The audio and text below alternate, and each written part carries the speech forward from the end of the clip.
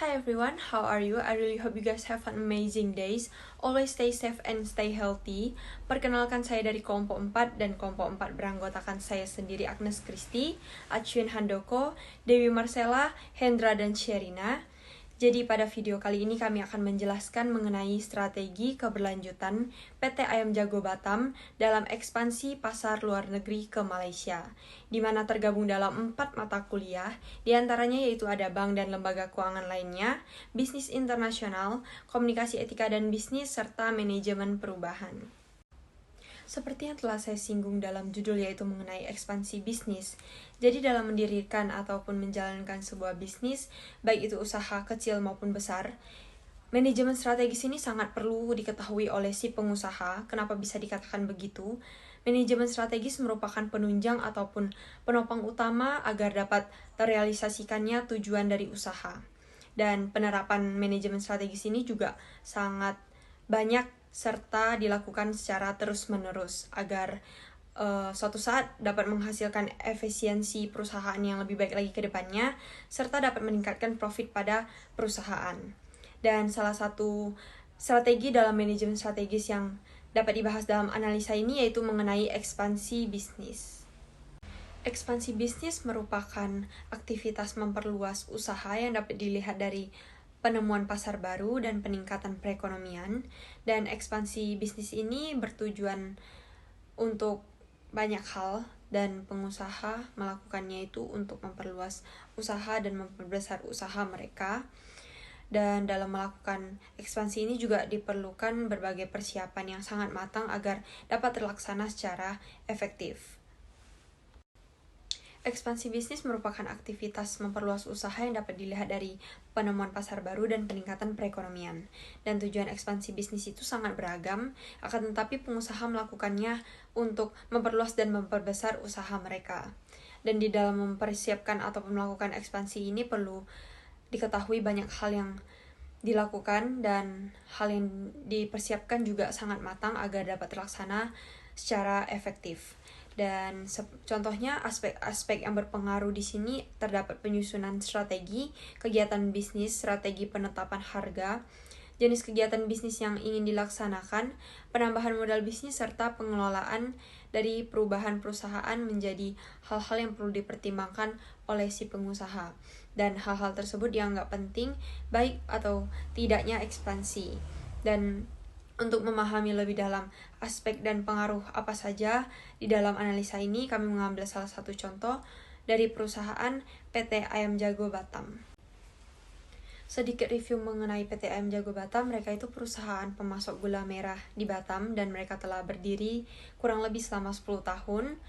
Mereka juga telah melakukan ekspor ke Tanjung Pinang dan negara Singapura. Pusatnya PT Ayam Jago Batam itu berada di Batam, dan di dalam perusahaan ini terdapat 2 jenis gula merah, diantaranya yaitu gula merah kuning merah dan gula merah hitam, di mana gula merah berwarna kuning merah ini dapat kita olah sebagai kue-kue manis, cendol, dan lain sebagainya. Dan untuk gula merah berwarna hitam dapat diolah menjadi makanan pempek, seblak, dan lain sebagainya.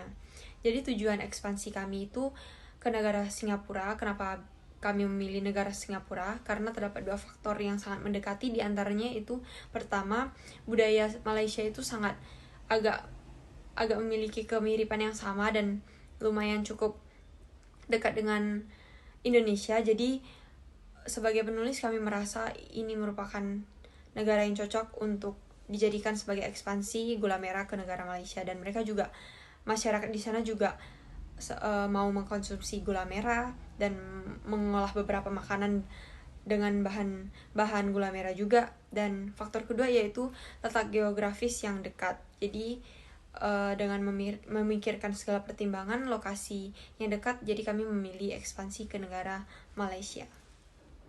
Dan dalam merencanakan ekspansi ke tujuan negara, kami di sini memfokuskan analisis kelayakan ekspansi melalui penentuan jenis pasar negara tujuan, elemen-elemen yang menunjang keberhasilan proyek, strategi kegiatan bisnis, jenis kegiatan bisnis, penentuan strategi harga, penyelesaian penurunan omset, serta peran korporat, operasional, dan unit bagi perusahaan. Dan nextnya yaitu terdapat 8 rumusan masalah, diantaranya yaitu: pertama, apakah jenis pasar negara tujuan ekspansi? Apakah negara tersebut merupakan bagian dari emerging market? Yang kedua, jelaskan pentingnya elemen-elemen dari 8 steps to successful change dari Qatar dalam menunjang keberhasilan proyek. Dan yang ketiga, dalam bentuk apa perusahaan PT AIM Jago Batam akan melakukan ekspansi dan kegiatan bisnisnya. Keempat, bagaimana PT AIM Jago Batam akan menyusun strategi untuk melakukan kegiatan bisnis di emerging market. Selanjutnya, terdapat bagaimana perusahaan akan melakukan penerapan strategi harga. Dan yang keenam, dalam menjalankan usaha, apabila perusahaan menggunakan dana dari jasa perbankan pada masa COVID-19 seperti saat ini, dan jika mengalami penurunan omset sehingga perusahaan mendapatkan tawaran perbankan untuk melakukan restrukturisasi kredit, bagaimana mekanisme restrukturisasi kredit tersebut sesuai dengan POJK nomor 48 tahun 2020 serta apa dampaknya bagi perusahaan dan jasa perbankan dan lembaga keuangan lainnya. Dan yang ketujuh, seperti apa pendekatan strategi perusahaan dalam mengelola perubahan dari perusahaan. Dan yang terakhir, apa peran corporate, operasional, dan unit dalam memimpin dan mengelola perusahaan. Dan yang Halo, nama saya Indra. Saya akan melanjutkan tentang bab 2, yaitu landasan teori. Pada bab 2 ini saya akan melanjutkan yaitu yang pertama, strategi. Strategi merupakan suatu pendekatan yang semuanya berkaitan dengan pelaksanaan gagasan, perencanaan serta eksekusi dalam aktivitas yang memiliki kurun waktu tertentu. Umumnya, dalam mengembangkan strategi, seorang manajer terlebih dahulu memeriksa apa saja kelebihan dan kekurangan yang ada di dalam perusahaan tersebut. Setelah itu, baru dilanjutkan dengan menganalisis peluang dan tantangan yang akan dihadapi oleh perusahaan. Lalu, yang kedua adalah ekspansi bisnis internasional. Ekspansi bisnis internasional bukanlah suatu hal yang mudah untuk dilakukan, dikarenakan beberapa perbedaan yang menjadi tantangan antara lain budaya, ekonomi, kondisi sosial, dan geografis, sehingga perlu ditetapkannya indikator atau elemen yang menjadi beban evaluasi dalam menganalisa peluang ekspansi bisnis. Lalu yang ketiga adalah kelompok negara. Menurut Sukarno tahun 2011, terdapat kelompok negara berdasarkan tingkat perkembangan ekonomi dan pendapatan per kapita yang mempengaruhinya antara lain sebagai berikut. Yang pertama yaitu low income countries, merupakan kelompok negara dengan pendapatan per kapita sebesar $1,045 ke bawah. Lalu yang kedua, low middle income countries, merupakan kelompok negara dengan pendapatan per kapita di kisaran 1,046 countries, merupakan kelompok negara dengan pendapatan per kapita di kisaran $1,046 sampai $4,125. Lalu yang ketiga adalah upper middle income country, merupakan kelompok negara dengan pendapatan per kapita $4,126 sampai $12,746. Lalu yang terakhir, yang keempat, high income countries, merupakan kelompok negara dengan pendapatan per kapita lebih dari $12,746. Disebut juga emerging market, merupakan negara bekas ekonomi berkembang yang telah mencapai industrialisasi, modernisasi, serta penurunan ekonomi yang pesat sejauh tahun 1980 silam. Saat ini terdapat sekitar 35 negara yang dianggap sebagai negara pasar berkembang dan ditemukan terutama di Asia, Amerika Latin, dan Eropa Timur. Di antaranya terdapat negara terbesar yang termasuk dalam pasar negara berkembang yaitu Rusia, India, Brazil, dan China atau disingkat sebagai BRIC. Lalu yang keempat, poin keempat adalah ekonomi pasar berkembang. Menurut Charles Gill tahun 2017, terdapat karakteristik yang menonjol dari emerging market adalah standar hidup yang meningkat pesat dan kelas menengah yang tumbuh dengan aspirasi ekonomi yang semakin meningkat. Melalui ini, kegiatan ekspor tumbuh dengan aspirasi ekonomi yang semakin meningkat. Melalui ini, kegiatan ekspor, global sourcing, maupun FDI menjadi tujuan negara menarik bagi suatu negara emerging market. Pada tahun 1998 juga menambahkan meskipun setiap emerging market adalah unik, karakteristik emerging market yang paling umum bisa jadi ringkas sebagai berikut. Yang pertama, ciri fisik. Dalam artian infrastruktur komersial yang kurang memadai serta ketidakcukupan semua aspek infrastruktur fisik, yaitu komunikasi, transportasi, pembangkit listrik.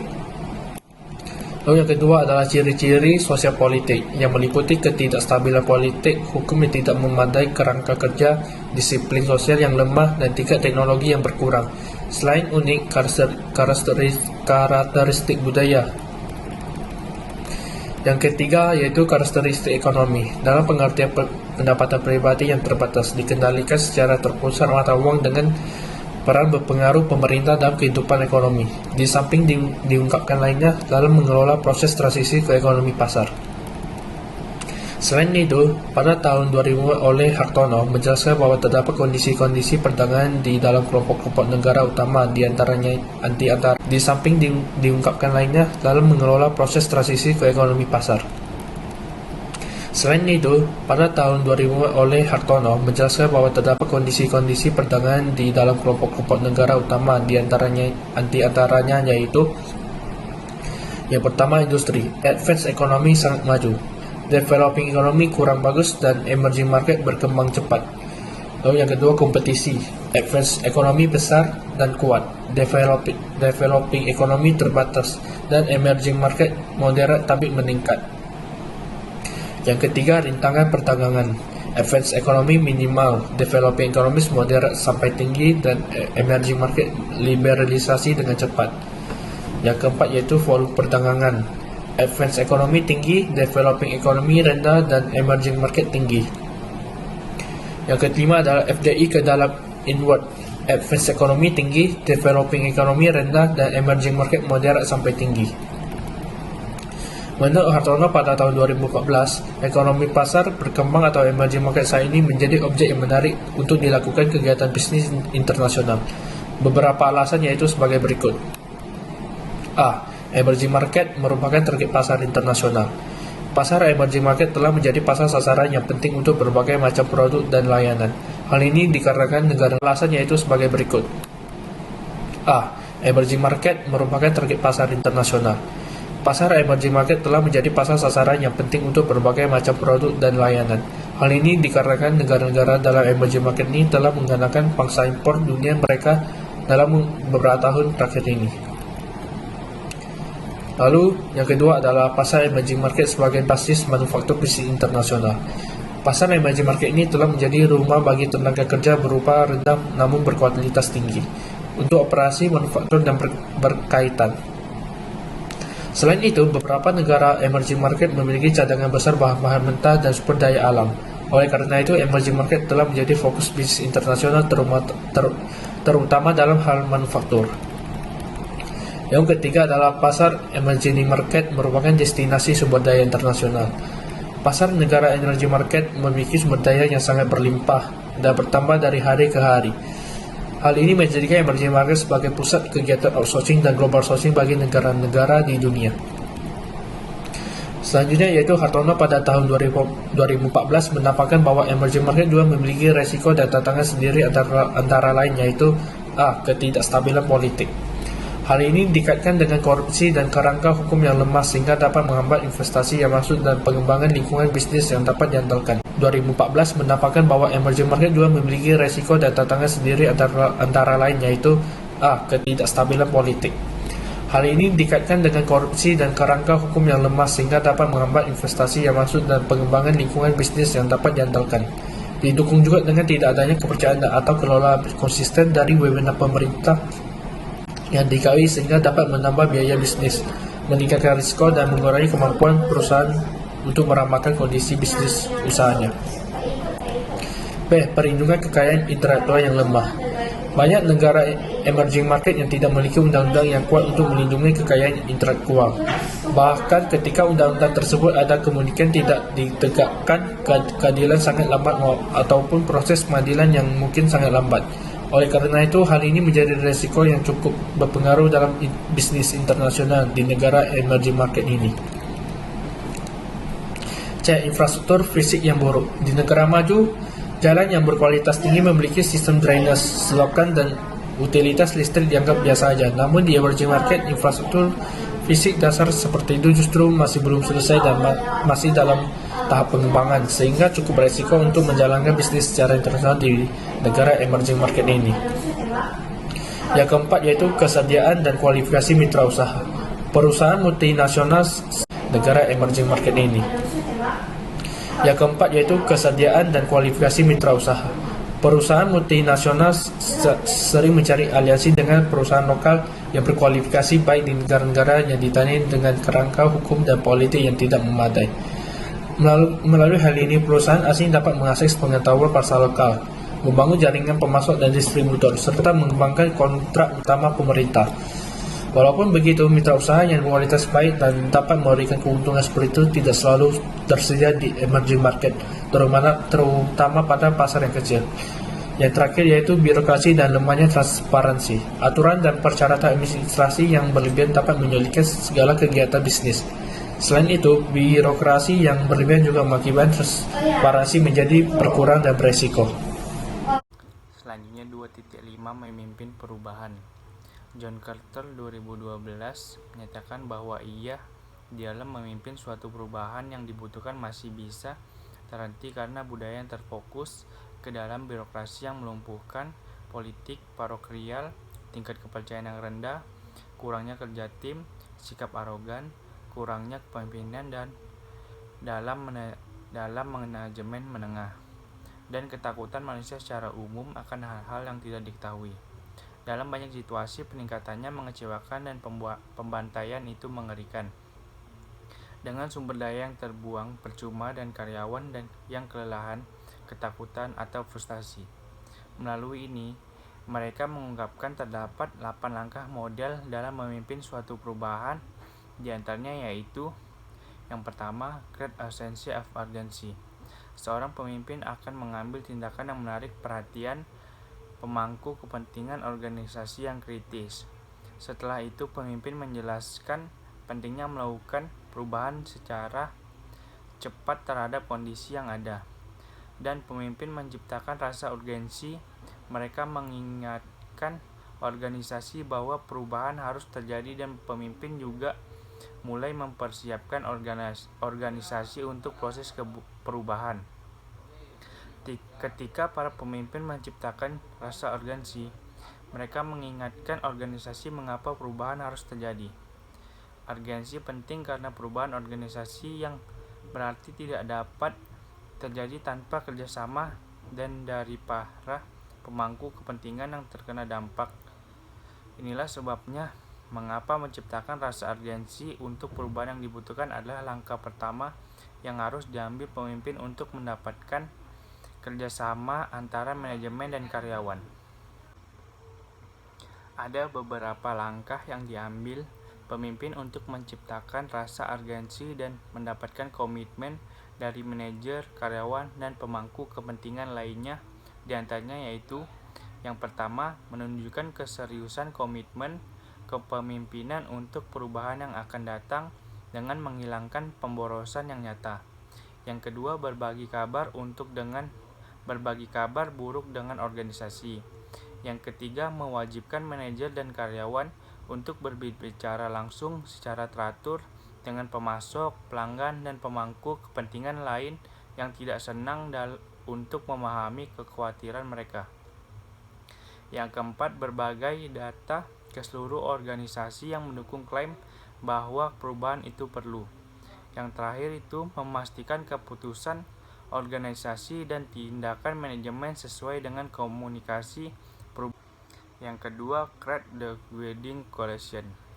Terkadang para pemimpin senior membuat kesalahan dengan keyakinan bahwa hanya kekuatan superior mereka dalam organisasi yang diperlukan untuk membuat perubahan terjadi. Pada kenyataannya, kekuasaan di setiap organisasi didistribusikan di antara semua pemangku kepentingannya. Para pemimpin senior yang mengabaikan nilai pemangku kepentingan kritis akan memiliki kesuksesan minimal dengan upaya perubahan mereka. Para pemimpin senior tidak dapat menerapkan perubahan sendirian. Mereka membutuhkan pemangku kepentingan yang bersedia. Keberhasilan koalisi pemandu dalam membantu penerapan upaya perubahan sangat bergantung pada dua faktor. Faktor pertama adalah kualitas anggota yang ditunjuk untuk tim. Koalisi pemandu yang efektif memiliki campuran individu yang tepat di berbagai tingkat organisasi dengan karakteristik berikut: kekuasaan, posisi, keahlian, kredibilitas, dan kepemimpinan. Faktor kedua adalah kualitas sponsorship.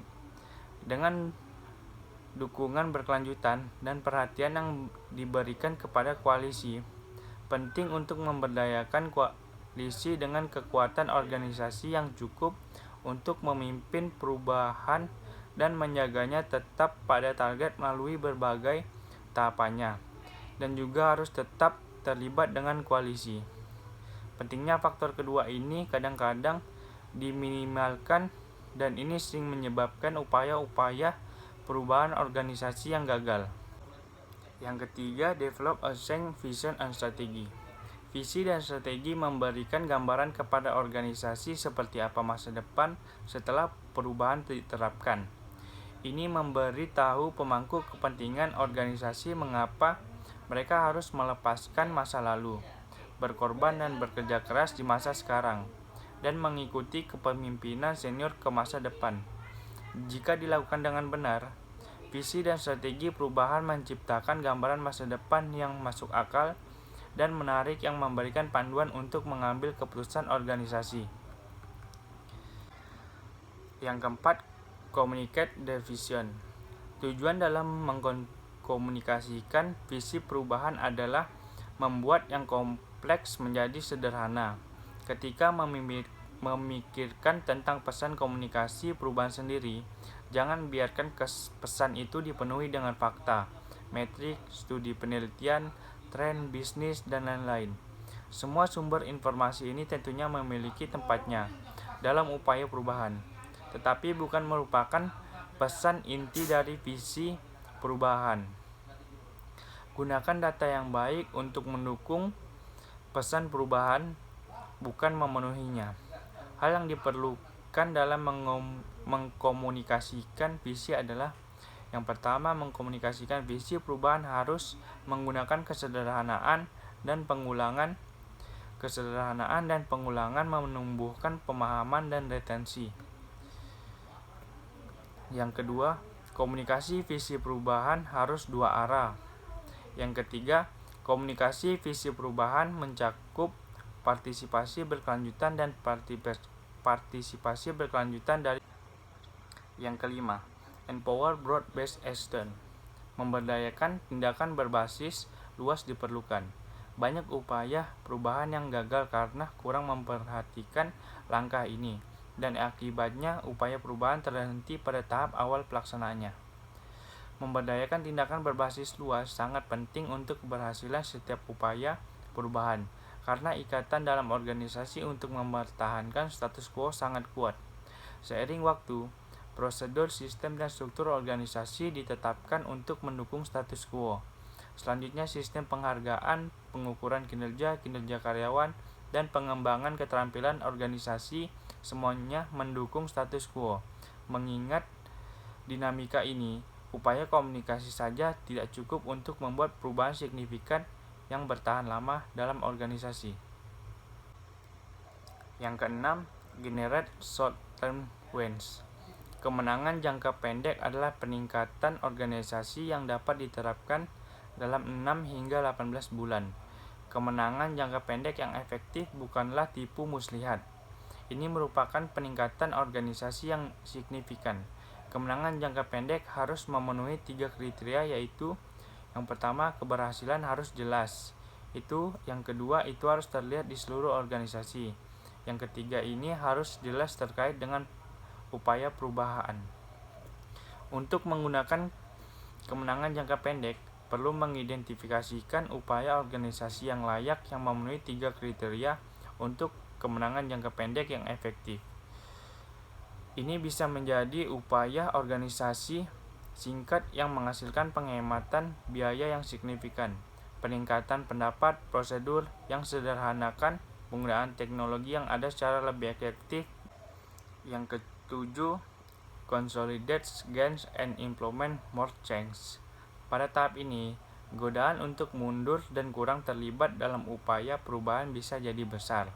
Ini dapat terjadi jika upaya sebelumnya hingga titik ini cukup untuk mempertahankan momentum upaya perubahan.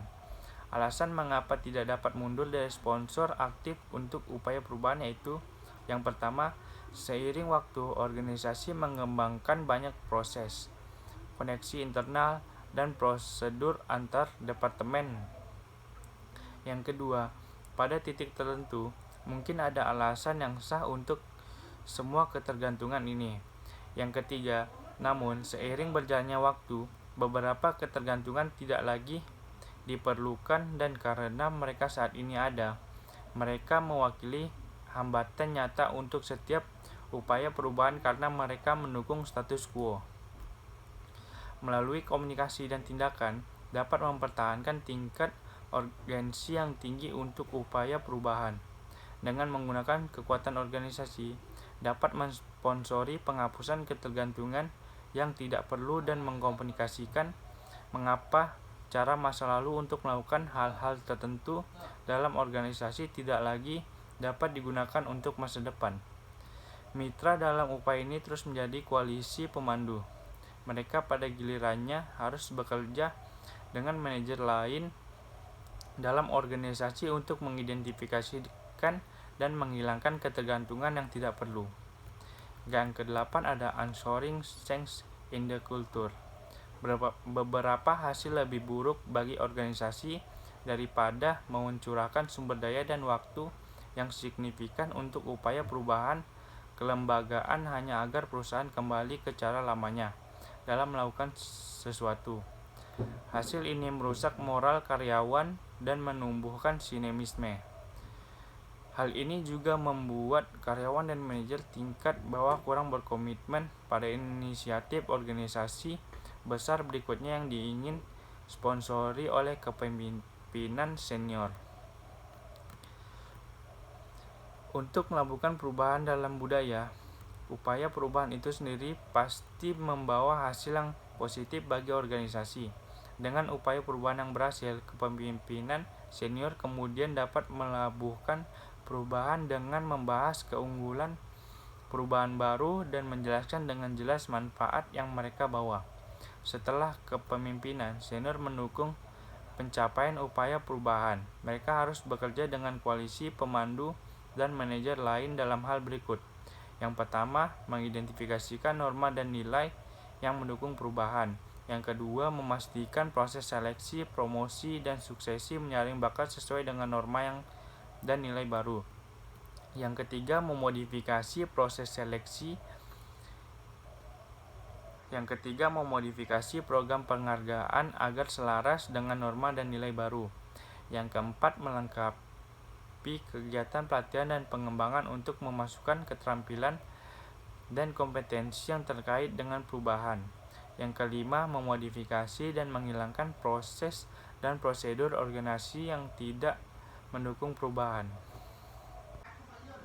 Kegiatan bisnis internasional. Berikut terdapat beberapa jenis kegiatan bisnis internasional, diantaranya sebagai berikut. Yang pertama itu ada licensing, yang kedua ada franchising, yang ketiga ada exporting, yang keempat ada importing, yang kelima adalah kontrak manufacturing, yang keenam ada joint ventures, yang ketujuh ada counter trade, yang kedelapan ada foreign direct investment. 2.7 Strategi penetapan harga dalam bisnis internasional. Berikut terdapat beberapa strategi dalam menerapkan harga secara umum dalam bisnis internasional, yaitu sebagai berikut. Yang pertama adalah cost based pricing, yang kedua ada value based pricing, yang ketiga ada competition based pricing. Terus ada 2.8 yaitu pendekatan strategi perubahan. Agen perubahan perlu mempertimbangkan pendekatan yang tepat untuk mengelola perubahan. Pendekatan utama meliputi yang pertama itu gaya mengelola perubahan. Kotler dan Cholesner telah membahas beberapa gaya manajemen yang sesuai untuk manajer yang bertanggung jawab untuk mengelola perubahan. Yang pertama itu ada pendidikan dan komunikasi. Jika informasi yang salah dan kurangnya informasi menciptakan hambatan untuk mengelola perubahan, pendidikan dan komunikasi mungkin tepat. Ini membutuhkan suasana saling percaya dan percaya diri serta rasa hormat antara manajer dan karyawan. Terus ada partisipasi. Ini cara yang sangat demokratis. Partisipasi dalam proses perubahan meningkatkan perasaan di antara karyawan bahwa keputusan ada di tangan mereka sendiri.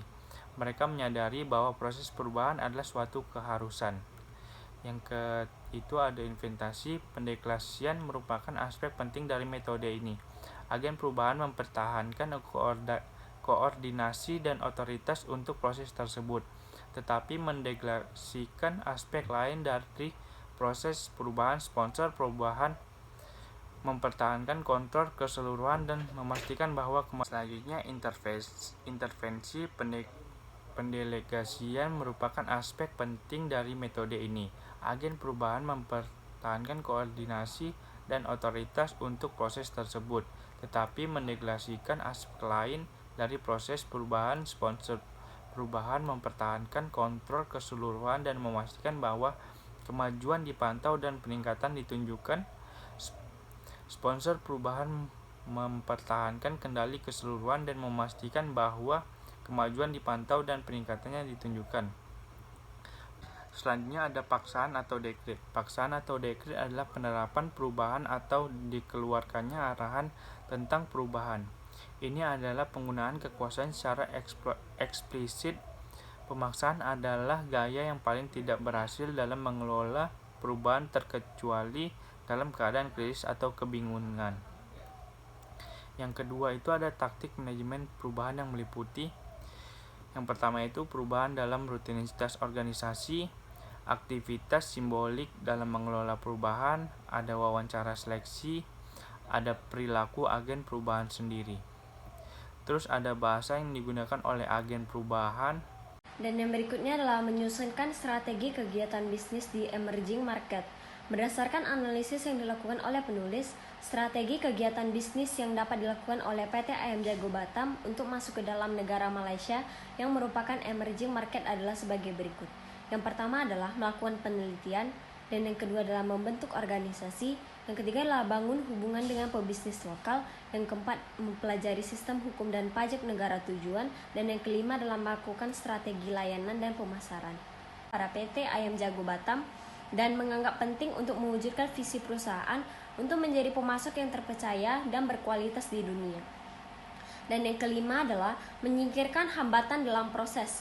Apabila PT Ayam Jago Batam telah mampu melakukan langkah-langkah sebelumnya, diyakinkan bahwa perusahaan telah mampu mengkomunikasi secara seluruh anggota perusahaan untuk melakukan perubahan dan telah mendapatkan dukungan darinya. Terus yang keenam, dengan menciptakan keberhasilan dan kemenangan jangka pendek. Menurut penulis, untuk menunjang keberhasilan dari perubahan terdapat keberhasilan atau kemenangan secara jangka pendek cukup penting bagi perusahaan. Hal ini dikarenakan apabila pada proses perubahan PT Ayam Jago Batam mampu menghasilkan kemenangan-kemenangan kecil, itu dapat menjadi sebuah titik terang bagi karyawan-karyawannya karena mereka telah menganggap mulai mendekat tujuan akhirnya. Terus yang ketujuh adalah menguatkan perubahan setelah mendapatkan kemenangan secara jangka pendek. Hal yang harus dilakukan oleh pengusaha adalah memperkuat visi dan perusahaan serta menyingkirkan hal-hal yang tidak sesuai dengan visi transformasi perusahaan. Dan yang terakhir adalah menanamkan perubahan ke dalam budaya perusahaan. Setelah langkah-langkah yang diterapkan sebelumnya, penulis yakin proses perubahan telah berjalan dengan cukup baik dan akan memperoleh keberhasilan. Dan yang terakhir, agar sebuah perubahan tetap dapat bertahan di dalam perusahaan PT Ayam Jago Batam, harus dapat menjadikan perubahan sebagai cara perusahaan dalam. Yang berikutnya adalah peran X Step to Successful Change bagi keberhasilan ekspansi. Berdasarkan X Step to Successful Change yang dikemukakan oleh Kotter, pentingnya langkah-langkah tersebut bagi keberhasilan ekspansi adalah sebagai berikut. Yang pertama adalah dengan menciptakan rasa urgensi.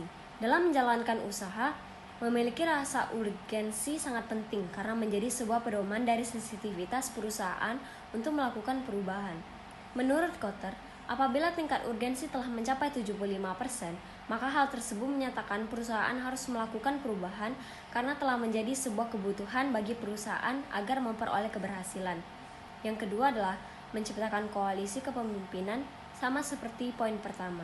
Untuk melakukan perubahan, pada perusahaan harus memiliki koalisi kepemimpinan yang mampu menyampaikan keperluan dari perubahan kepada seluruh manajemen perusahaan. Yang ketiga adalah mengembangkan visi dan misi. Menurut penulis, visi dan misi dari sebuah perusahaan cukup penting bagi keberhasilan proyek. Sebuah visi dan misi yang jelas dan dapat disampaikan dengan baik kepada seluruh tingkatan pada perusahaan akan menjadi sebuah dasar yang kuat bagi perusahaan untuk mengembangkan usahanya.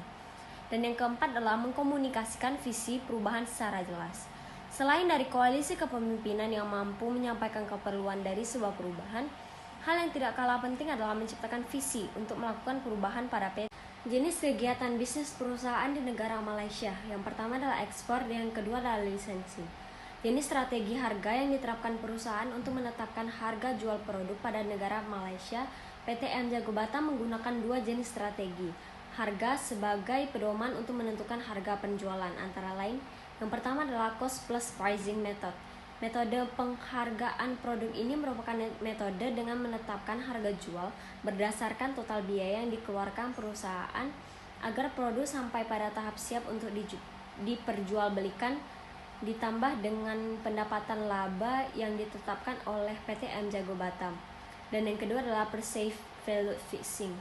Strategi harga kedua yang digunakan oleh PT M Jago Batam adalah perceived value fixing, di mana strategi penetapan harga ini didasarkan pada harga jual rata-rata produk sejenis. Perusahaan ayam jago menerapkan strategi ini karena mengingat bahwa negara Malaysia juga termasuk negara yang berkembang, yang cukup maju di sektor pertanian sama seperti Indonesia.